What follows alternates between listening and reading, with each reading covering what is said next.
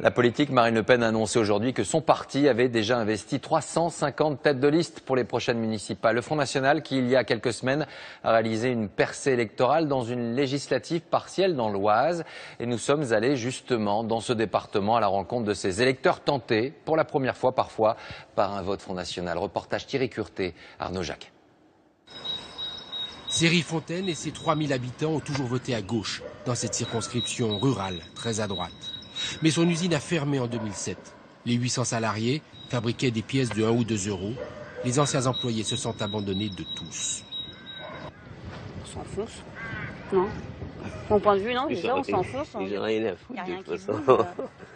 Conséquence, le centre-ville s'est vidé. Il n'y a plus de commerce. Tout ferme. Tout ferme, on va devenir une ville dortoir, ça continue ici. Il y a un mois, il a fallu revoter ici. La dernière élection a été invalidée.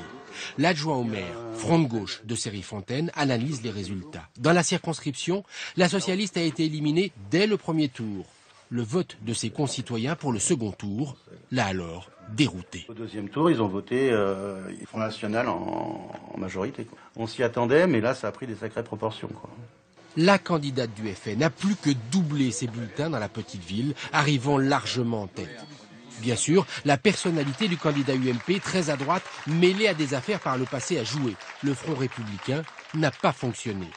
Une partie de la gauche s'est alors reportée sur le FN. On peut parler 5 minutes ? L'adjoint au maire entend tous les jours les plaintes des habitants contre le gouvernement qui passe à côté de leurs priorités.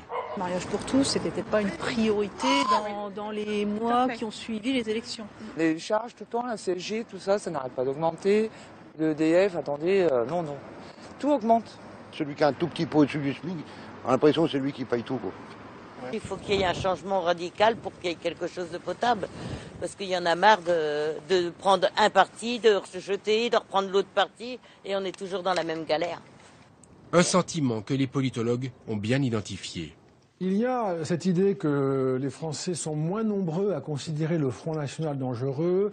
Il y a aussi cette idée chez les Français que droite et gauche ont échoué successivement et que finalement ces partis peuvent-ils se prévaloir d'une compétence supérieure. Donc le doute s'est installé.